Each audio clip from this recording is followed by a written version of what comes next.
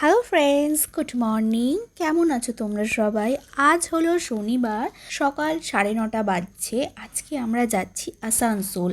যাওয়ার পথে রাস্তায় একটু জ্যাম ছিল আর আমি খাচ্ছিলাম শুকনো মুড়ি। অ্যাকচুয়ালি আমার পেট একটু ব্যথা ছিল, বেশ কিছুদিন বাড়ির বাইরে খাওয়া দাওয়া করেছি। এখন আমরা পৌঁছে গেছি আসানসোল জামুরিয়াতে। আজকে এসেছি গাড়ির সিএনজি ট্যাঙ্কিটার ইউএসসি করাতে। যেহেতু আমাদের সিএনজি গাড়ি, তাই ইউএসসি করাতে হয় 3 বছর পর পর। কোম্পানি ফিডের সিএনজি হলে এই জামুরিয়াতেই এই ইউএসজিটা করানো হয়।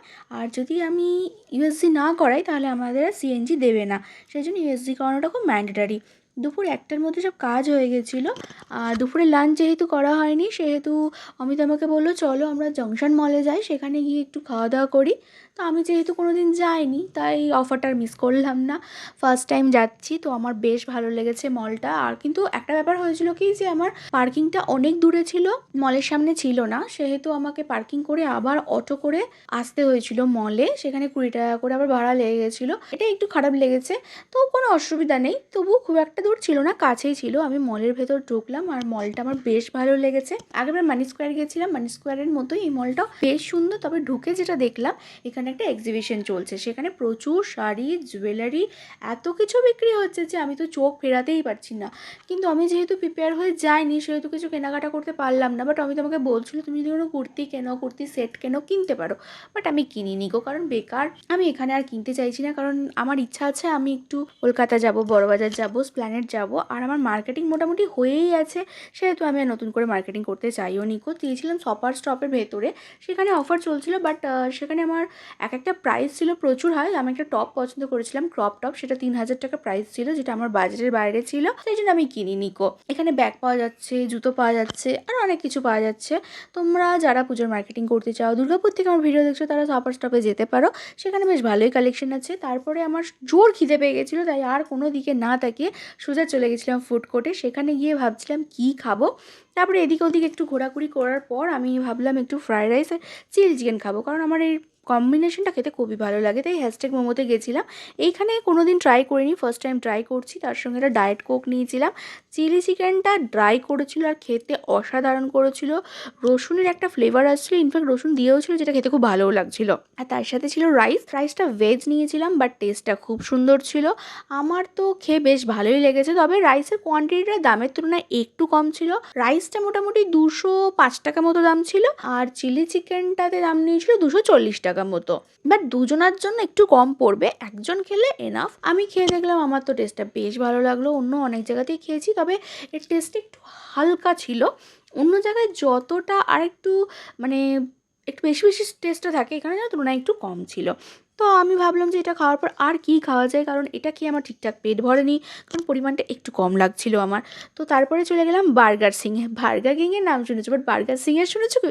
দেখো, এটা হচ্ছে বার্গার সিং। ভেতরটা কি সুন্দর সাজানো লাইট দিয়ে। তো আমি ওখানে বসে গেছিলাম, কিন্তু ভেতরে বসিনি, বাইরে ফুড কোর্টের যে জায়গাগুলো ছিল সেটাতে বসেছিলাম।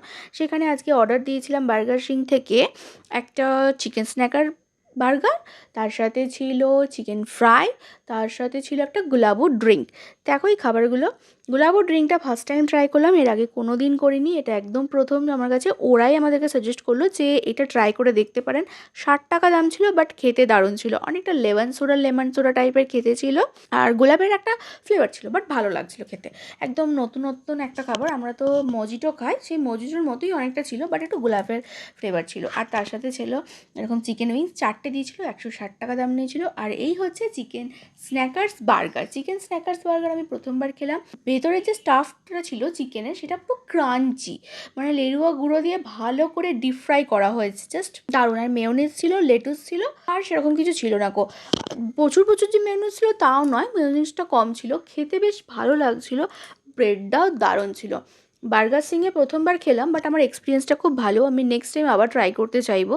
আর তোমরা যারা খাওনি, তারা আমার মনে হয় যদি কোনো দিন দুর্গাপুর যাও, জংশনে যাও, একবার ট্রাই করতেই পারো। বিভিন্ন রকমের খাবার ট্রাই করার মধ্যেও একটা আলাদাই মজা আছে।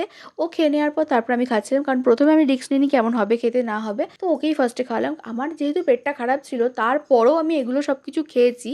তো আমি গোলাপটাও শেষে খাচ্ছিলাম, ওকে বলছিলাম তুমিও একটু খাও, আমি একা কেন সবটা খাবো, তুমি একটু খাও খাও, এরকম করে বলে কি একটু গোলাপটা খাওয়াচ্ছিলাম। আর আমার থেকে তো আমার বরের আবার গোলাপুর টেস্টটা বেশি ভালো লেগেছে। তারপরে লাস্টে আমরা চিকেন ফ্রাইটা খেলাম। চিকেন ফ্রাইটা পুরো কেএফসির মতো ছিল খেতে, পুরোপুরি, কিন্তু কেএফসির তুলনায় দামটা কম ছিল, বাট পুরোপুরি কেএফসির মতো খেতে ছিল। আমরা এখানে গল্প করছিলাম আর দুজন মিলে একটু কোয়ালিটি টাইম স্পেন্ড করছিলাম আর তার সাথে খাচ্ছিলাম।